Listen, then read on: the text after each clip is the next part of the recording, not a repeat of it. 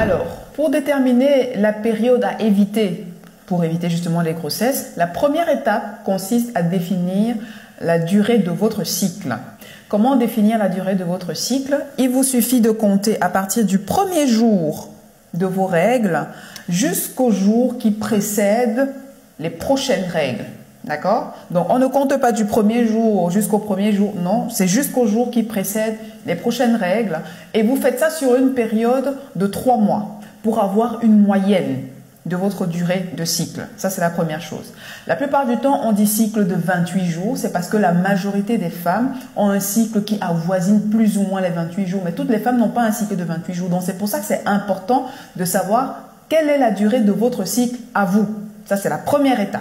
La deuxième étape consistera, et ça, c'est la plus délicate, la deuxième étape va consister à définir quelle est votre période, votre jour d'ovulation.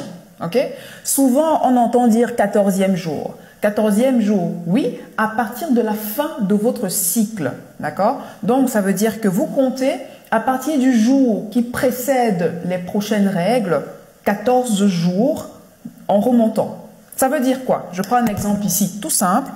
On a un cycle de 28 jours dans mon premier exemple. Donc, voilà, premier jour et 28e jour.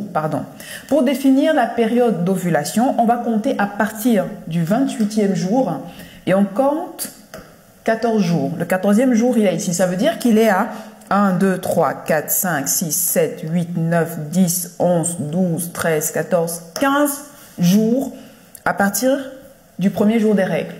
OK? Ça, c'est pour un cycle de 28 jours. C'est une méthode simple. C'est comme ça que vous comptez. Je prends un autre exemple. Pour une femme qui a un cycle de 21 jours, vous prenez premier jour jusqu'au jour qui précède les prochaines règles. D'accord? Vous comptez 14 jours à partir du dernier jour de votre cycle. Ça veut dire 1, 2, 3, 4, machin. Le 14e jour, c'est ici. OK? Ça veut dire que votre jour d'ovulation sera premier jour des règles, 1, 2, 3, 4, 5, 6, 7. Au 8e jour, à partir du premier jour des règles. Ok? Ce n'est plus 14 jours, c'est plus 15 jours comme dans le premier cas. Je prends un troisième exemple. Une femme qui a un cycle de 32 jours, beaucoup plus long. Premier jour des règles ici, jusqu'à la veille de ses règles suivantes. On compte 14 jours à partir de la fin. Le 14e jour, je l'ai mis là. OK? Vous faites l'exercice. Ça veut dire qu'à partir du premier jour des règles, on est à combien? 1, 2, 3, 4, 5, 6, 7, 8, 9, 10, 11, 12, 13, 14, 15, 16, 17, 18, 19e jour à partir du jour des règles, pardon. D'accord? Donc, c'est pour dire que quand on se fie à partir du premier jour des règles, la période d'ovulation varie, mais à partir du dernier jour des règles, la période d'ovulation, en général, elle est fixe. OK? C'est comme ça qu'on détermine le jour de son ovulation. Vous faites ça, cet exercice déjà sur 3 mois. Vous déterminez la durée du cycle et ensuite vous déterminez le jour de l'ovulation. Maintenant que vous connaissez à quel moment se situe votre ovulation, on évite les rapports sexuels 3 jours avant, 3 jours après. OK? Donc ça veut dire que ici on était 14e jour, 3 jours après. 3 jours avant, donc c'était 15e, 14e, 13e, 12e. Donc du 12e jour jusqu'au 12, 13, 14, 15, 16, 17, 18 jours inclus, on évite ou alors on met un préservatif. Et on fait la même chose pour les autres. Donc 1, 2, 3.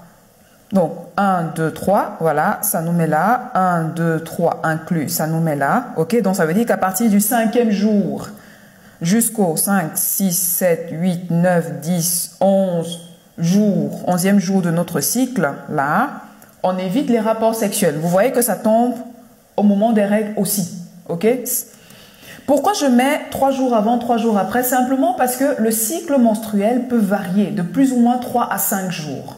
Donc, ce n'est pas systématiquement fixe chez tout le monde. Et donc, votre période d'ovulation peut varier et l'ovule est viable 72 heures, 72 heures. D'accord? Donc, il faut faire attention. C'est pour ça qu'on met 3 jours avant, 3 jours après. OK? Et vous faites pareil pour un cycle beaucoup plus long. D'accord? Donc, pour répondre à la question de celle qui disait, est-ce qu'on peut avoir des rapports sexuels pendant les règles? Est-ce que ça permet d'éviter des grossesses?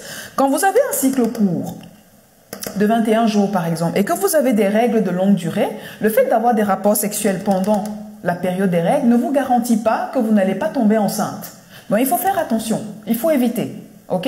Donc soyez très méticuleuse dans le calcul de vos règles. Et par ailleurs, avoir des rapports sexuels pendant les règles est un facteur favorable à la transmission des infections et des infections sexuellement transmissibles. Donc personnellement, je vous propose d'utiliser un préservatif ou alors de vous abstenir. Ok? Comme ça au moins vous avez le topo. Voilà de manière simple, facile, comment pouvoir déterminer la période à risque pour éviter une grossesse. Bien évidemment, les pilules du lendemain ne sont pas des contraceptions longue durée, donc je ne vous conseille pas d'en prendre tout le temps. Si vous avez tendance à prendre des pilules du lendemain de manière trop répétitive, optez pour une contraception longue durée. Ça, c'est d'un. Ne venez pas me demander en commentaire, et celles qui ont les cycles irréguliers qui commencent à 20 jours, 30 jours, machin, etc., comment on fait, comment on compte le cycle?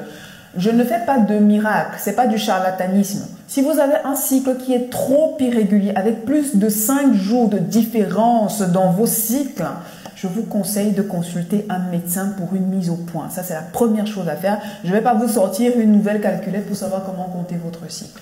D'accord? Mais voilà, si vous avez déjà compris ça, si vous avez retenu ça, vous avez l'essentiel pour pouvoir vous débrouiller avec votre cycle menstruel et éviter les grossesses indésirées. Voilà, c'est la fin de la vidéo. Dites-moi en commentaire, est-ce que vous avez compris comment vous vous débrouillez pour compter votre cycle menstruel? Partagez massivement cette vidéo à des jeunes femmes, à des jeunes filles qui ne savent pas, qui apprennent à compter leur cycle. Ça leur permettra d'apprendre à compter et ne pas seulement se fier aux applications parce que le jour où l'application plante, voilà, vous êtes dans le caca. Likez la vidéo si elle vous a plu. Oui, ça j'ai déjà dit, je radote, mais ce n'est pas grave. Et ma foi, je vous dis à très bientôt dans une prochaine vidéo. Prenez grand soin de vous. Salut!